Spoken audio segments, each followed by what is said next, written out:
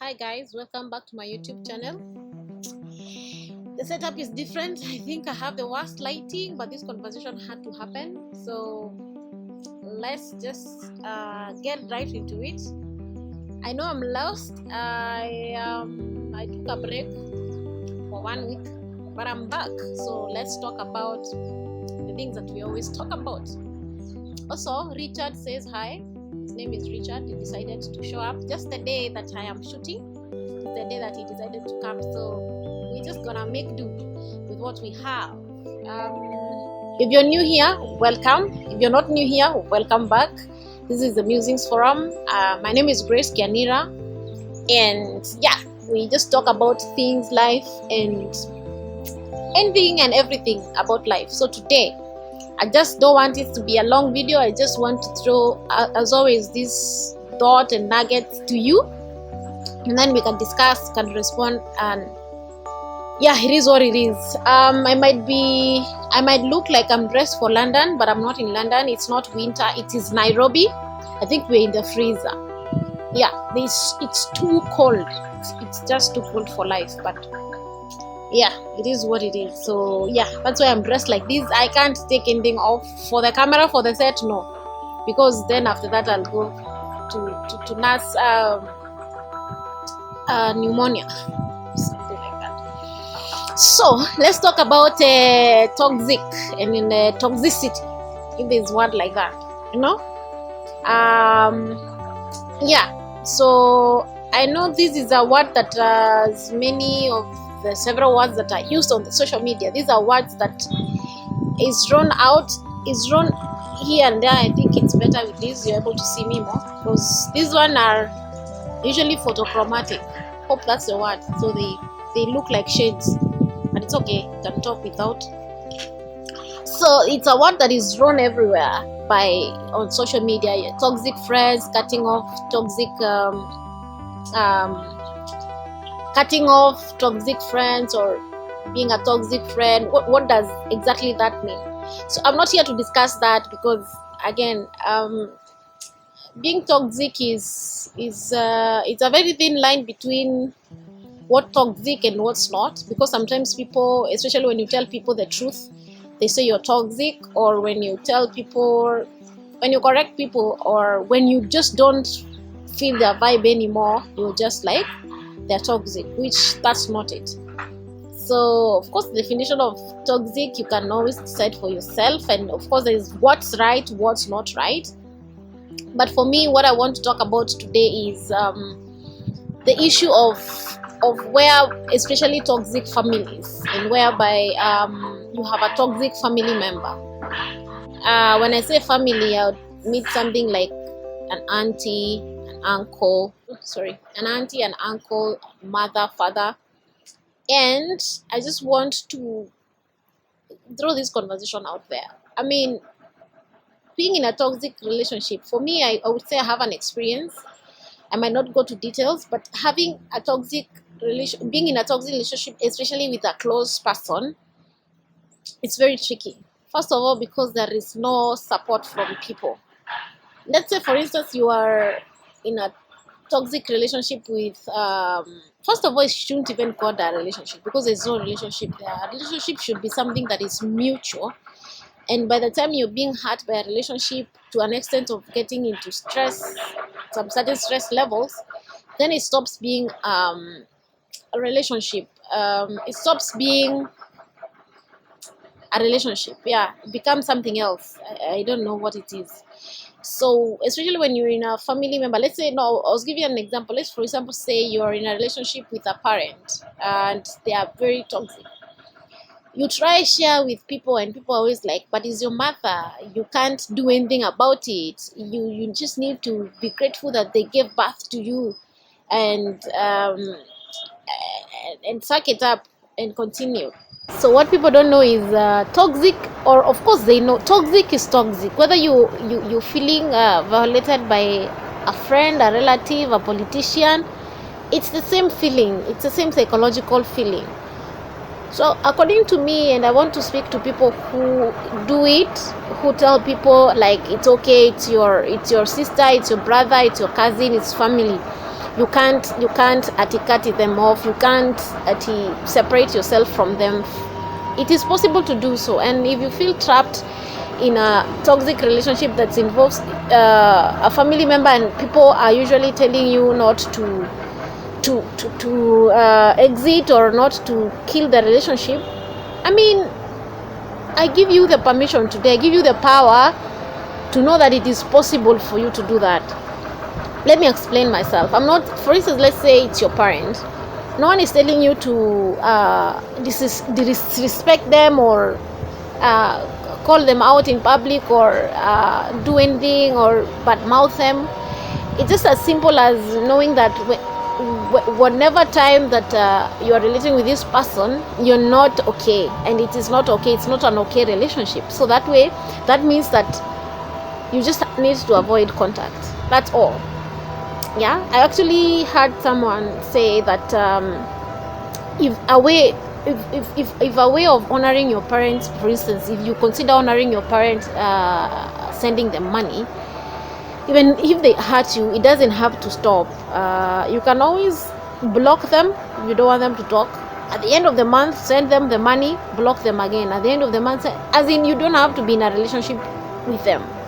There is no obligation for you to be in a relationship. You have the liberty to relate you have the liberty to relate to whoever you want to relate to, and you have the liberty to check off relationships regardless of who they are. So I've always wondered why it is that you're told you always stay. You should always stay. You should not mind. You're being ungrateful. But it is the truth. Like, people are people, regardless of the relationship that they are with you, and you can be uncomfortable by anyone. You can be uncomfortable by your partner. You can be uncomfortable with your child. You can be uncomfortable with your sister, with your best friend, and it's okay to make the decision not to continue with that relationship. Actually, I would want us to, if you're watching this, if you've as an experience in this, I would like to hear, especially, why is it that people stay? Why is it that people continue to stay in a place where they are stressed, in a place where they're continually stressed and where they have the option to leave? Why do they continue to stay? Is it lack of knowledge, or is it the Stockholm syndrome? I don't know whether you know the Stockholm syndrome. I hope I'm saying the word right. Stockholm. It more sounds like a Meru accent. Stockholm. Anyway, the Stockholm syndrome is whereby a person falls in love with the abuser. You can Google it. Yeah. So, for instance, people. Let me give an example. You're kidnapped by a gang or a person, and then of course maybe they keep you in their houses, but you fall in love with them, and they continue to torture you. They continue to do the things to you, but you can't leave because you think you are somehow connected to these people. I don't know whether that's the case, or is it the case of the society where it tells you that you can't leave because you're already here. Yeah. So what really makes people stay, and why do people stay in toxic relationships? I always wonder. But even as I wonder, I can see, because I said I have a personal experience, I can see why that is easily possible for you to stay, because most of the time you don't have an avenue to even share. You don't have an avenue to talk about it. People don't listen. People don't think that you can fight with your mom. People don't think you can fight with your sister. People don't think that you can fight with your child. Yeah, it's actually you who is reporting who is branded as someone who is ungrateful, or someone who should get the act together, or someone who needs to, I don't know, you need to just continue staying. I mean, it's and even for me, it took a while, because I always thought, like, you should understand, you should you should understand. But also, I think, apart from understanding and knowing and feeling like you need to stay, there's also the feeling of, especially if it's family, you know, people are validated. If you are validated, or what's the opposite of validation? Devalidated. Anyway, the greatest support, what I mean is, the greatest support system, it's actually in your circle. It's actually, you will, and research has been done, people that have been believed more by their family, people that have been believed more by their partners at home, your close circle, those people tended to thrive more in whatever they were doing, whether it's businesses or whether it is in whatever it is that they were doing, careers and everything. Athletes, they tended to be more successful than people who did not receive the same kind of support. So I think for me, what I would say is the reason why people continue to even get themselves involved in that relationship is because you think it's true. For instance, let's say it's a place whereby you're told you're not good enough, you should try harder, whatever you've done is not good, whatever you've done is not up to par. The easiest thing that happens is you believe it, and you're constantly put down, you're constantly depressed, you're constantly compressed, such that you even don't feel confident enough, first of all, to fight for yourself, and number two, to know that you are in a very toxic place. You're not in a good place. You're not in a place where you are validated. So your dignity is sort of taken away depending on the situation. So once you're like that, then that's why you will never find anything else to motivate you. The moment you're not motivated by the circles around you and yourself intrinsically, of which most of the motivation that is coming from intrinsic it comes from people believing in you. So when people around you, especially people you really hold in high esteem, for instance, let's say you really love your dad or your parent, and you get a lot of devalued by them, chances are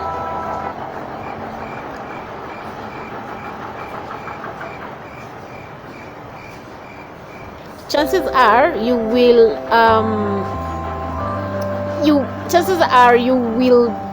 believe it, even if it's a lie. You will start thinking that you are devalued, you will start thinking that you are not good enough, you start thinking that you are, and then you will buy the lie, and then after that you are not able to redeem yourself from the relationship. So it's either you die off or you're not able to actually know that you need to go out of that relationship. So I don't know, if you feel in a place that you're uncomfortable, I would encourage you to evaluate yourself and evaluate the situation and see, is it that is it really whatever these people are saying, is it really true, or is it a lie that they have created and now I've believed in it? And if so, of course it's time to cut off. When we say cut off, I think I need to reiterate, when you say cut off, it doesn't mean you disrespect these people. It doesn't mean now you say, I'm no longer part of this family, hex me out, take me out of the wheel, don't even in fact I would say the opposite. Don't cut yourself from it. If there's a family event, attend. If there's a conversation that needs to be had, go through the conversation. But these chit chats whereby it provides an avenue for you to be mistreated, then that's what you just avoid. If there is anything that needs to be done, go and do it. Don't now hex yourself from the family, sell your family land and say that I don't belong to that family. You always belong to that family. That's a fact. But reduce the avenues of abuse. If they abuse you because hang out at dinners and then they say these things, then reduce the opportunity for you to do these dinners together.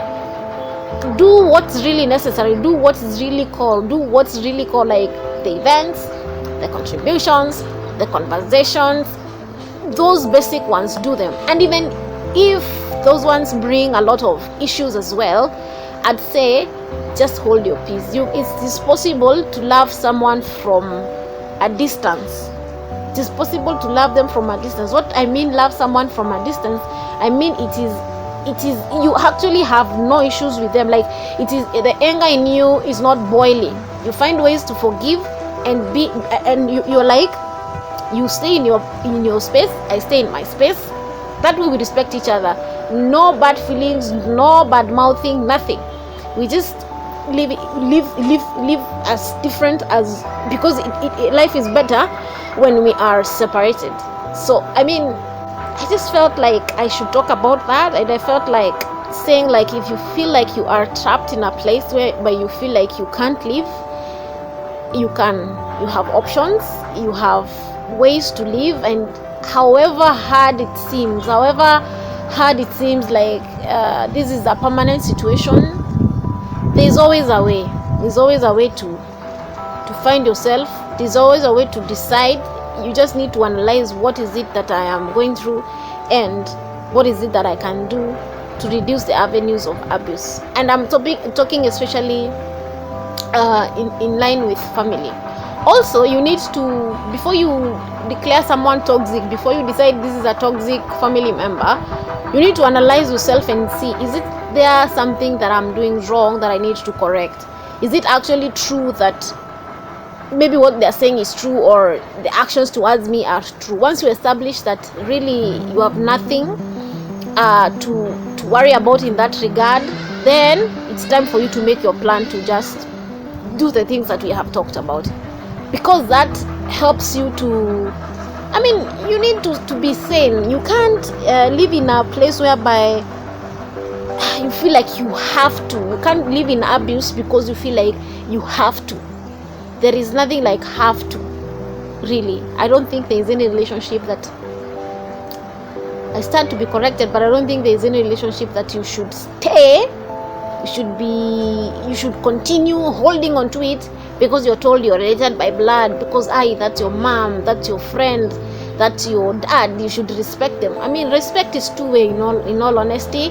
And if you feel dishonored in a relationship, it only makes sense for you not to be in that relationship, because as the word says, it's a relationship. It's two-way, it's not one way. I hope I make sense. So this is just, as we always do, this is just throwing just a spark into the conversation, and this is a conversation that can be had.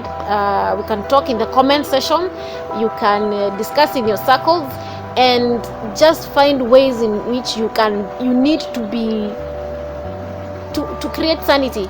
If you have not watched my video, there's a video shot about depression and stress and all these things. I will link it somewhere here. And it just goes, when I talk about it, I talk about the support system around you. When your support system is also now the trigger to the stress, you can easily go a very bad down route to even suicide and death and all these things. And you don't want that. So you want to be able to choose the people around you. You don't have to have your sister as your best friend. Your mom does not have to be your best friend. Your sister, your dad does not have to be your go-to. Your brother does not have to be your go-to. Or whoever you think you have to be, there is nothing like have to. Create a circle around you, a circle that you want to have. It is possible, as I've said, to leave people alone without disrespecting them or without doing anything bad to them and still survive. If your family is not working, find a friendship circle that works. Find a friend that works, or a colleague or anything, or you don't have to stick that because they're my brother, so before they are family. So I hope this makes sense, and I hope this liberates you, and I hope that you make good decisions that are good for you, decisions that are going to help you advance in your life, other than staying in a place whereby you are unwanted or you are uncomfortable.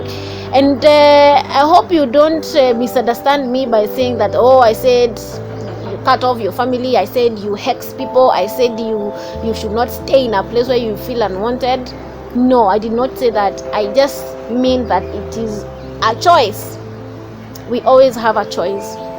Regardless, we always have a choice. Remember that you always have a choice, and these choices, they can be done in a good way regardless of the situation. Thank you so much for clicking on this video. Thank you for watching up to this far.